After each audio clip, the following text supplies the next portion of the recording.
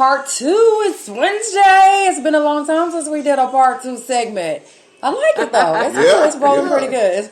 So if you guys missed the first segment, the first half, you can always go back and listen to it, www.spreaker.com, or say, hey, Google, take me to the evening wind down with Char, and my lovely voice will pop up along with my friends. Amen. My co-host. Amen. Will come up. So it's just that simple. Google or Alexa, you can just easily say, hey, take me to the Char, the Super Chick Show. Also go to iHeartRadio, say the same thing, just talk it right into your speaker, and we should pop up. And the show is the evening wind down. We're on each and every Wednesday night, with the exception of holidays and vacations, in which we seem to do a lot, but that's okay because we make up for it. Yeah. So I had a question right before we ended the first segment. How do I put this? We talked about it in the office, and the question was, what makes you happy, or how do you know you're really happy? Oh, okay. And also, I do have Pandora playing in the background, and we're listening to Monica, and it's called Commitment. So I usually will play music from people when they send me music, but I kind of like the vibe of us just chilling with the music on in the background, and we're just really just being us. It's not scripted. It is what it is. So, we're chilling. We're winding down. This is what we do on Wednesday nights when we get off work and we lay back and we chill. Right. What really makes you happy, and how do you know if you're really happy? Okay. To me. So we'll go around about. We'll start with you, Uche. Honestly, what makes me happy is a good home. Okay. It's not like the end of my day. I'm a hustler, so when I go out there and I meet all different kind of people, all different kind of faces and stuff, I just want to come home to my woman, my kids, and feel at home, like peaceful home, honestly. Mm-hmm. I do not want to meet all this chaos out there and come home and face chaos. So a good home makes me feel happy. I've existed in the house. I won't call it home, in the house whereby I can't just wait to get out. Me being in there is just to sleep, but I want to get out. Yeah. But honestly, a good home whereby I can't just wait to get home. And you feel tired and stuff, but when you get home, you're still like, man, the tiredness is gone. Like, the sleep is gone, but you're home, you're at peace, there's nothing to worry about. That's what makes me feel happy, honestly, at the end of my day. And what about you, Titi? Gratitude, being thankful for what, things that I have. I just look back over things. Sometimes quiet time is good. It makes me happy. Family. It's a must. I love family. I just love everybody being happy and less gossiping and, just, I'm with you, peaceful. When I come home, I'm at work. I'm a collector. I hear all that. I don't want to hear that when I get home. Just quiet time, laughter. I like looking at comedy, stuff like that. True that. Okay. So the reason I asked the question is because I knew that you either would say family, friends, home, materialistic things. Mm-hmm. I knew that. Mm-hmm. But this is what we have all just came to terms with. Mm-hmm. When you really think about what makes you happy, happiness has to start from the inside out. Mm. So we can have the best house in the world. We can have the most peace at home. We can have the most beautiful children. But if you're not happy with you and your inner being, then you will still be sad. So that's why I said gratitude. At some point, you have to... It's almost like a thing of, if you've been through a lot in your life, women sometimes, men too, but women, we get depressed a lot. Mm. And once you've been in a state of depression, it's really hard to get out of it. Because some type of way, it just always wiggles itself back into you. So when you look around, you ask yourself, am I really happy? Even though I got a brand new car, I got the job of a lifetime, material things. I got a new home, but am I really happy? Right. So then you have to ask yourself, what's going to make me happy? How am I going to get happy? Mm. And you have to work on it from the inside out, or you're still not going to be happy. You're going to go home and be like, because every day I walk through that door, I'll be like, ooh, feel good to be home. Right. Because it feels so good to be home. Mm. But we can be watching TV, and then sometimes you'd be like... something just pop up in your mind and stuff.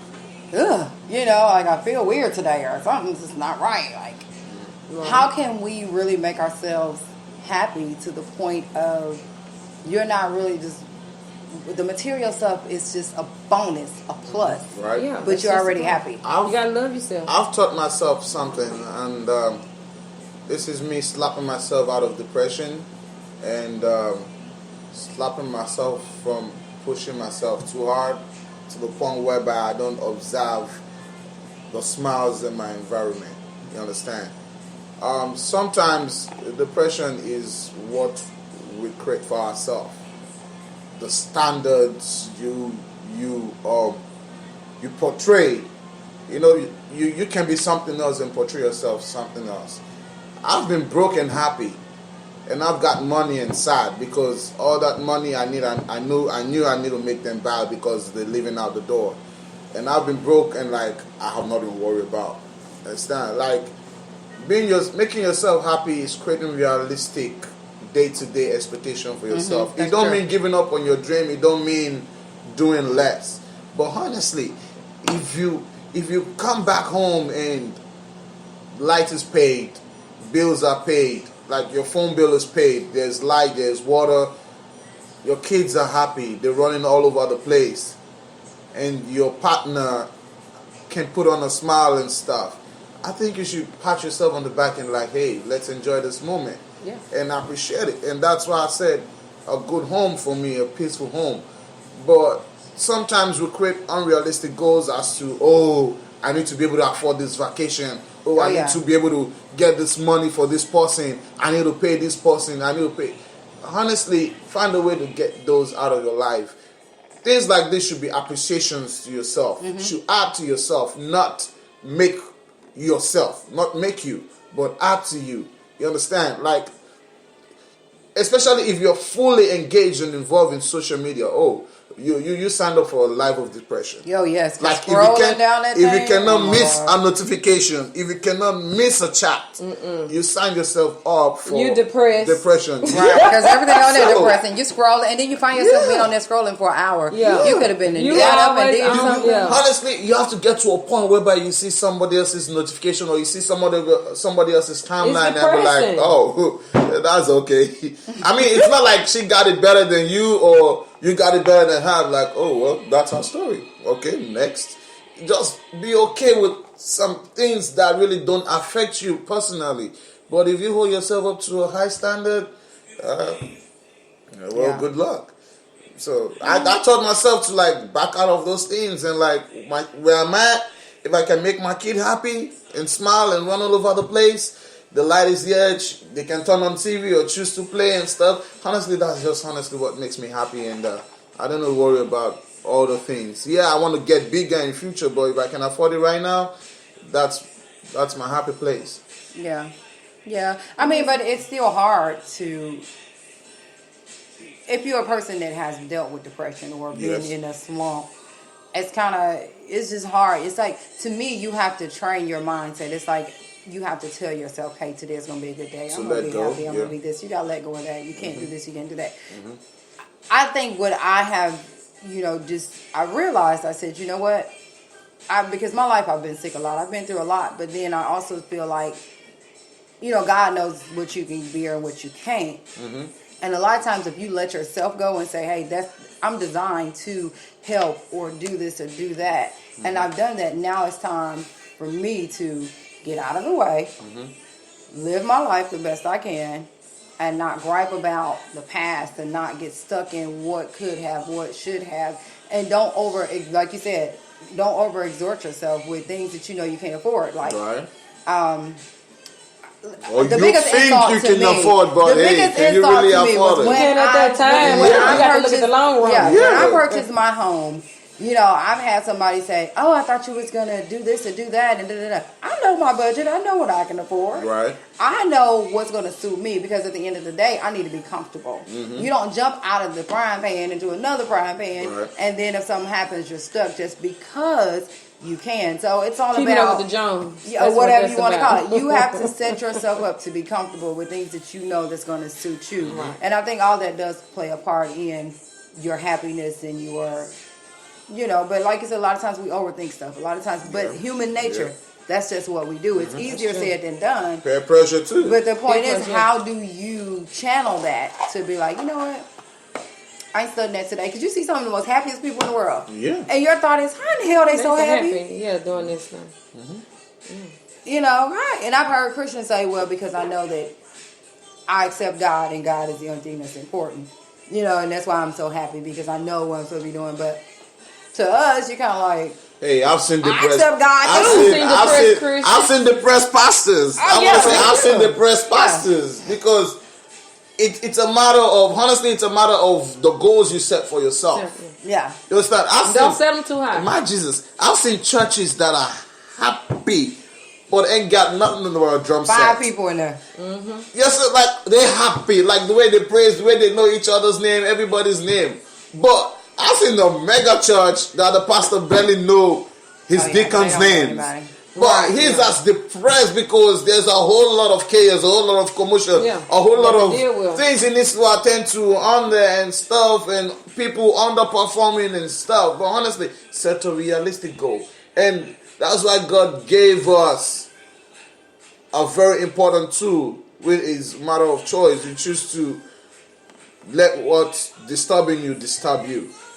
You can easily pull the plug and like, hey, that's no longer my business. Right. That's no longer my problem. It's easier said than done, but how many times do we actually do it? My thing is, I used to try to please other people before pleasing myself. I had to let that go. It's like, it's me first. Yeah, and because you're the only one that can make you happy. I don't care how much money you got, how much this. True. I have been kids. nice. Like I I have love not- my kids, my grandkids to death. Every time I see them, they make me so happy and smile. But truth be told, you are the only person that can truly and honestly make you happy.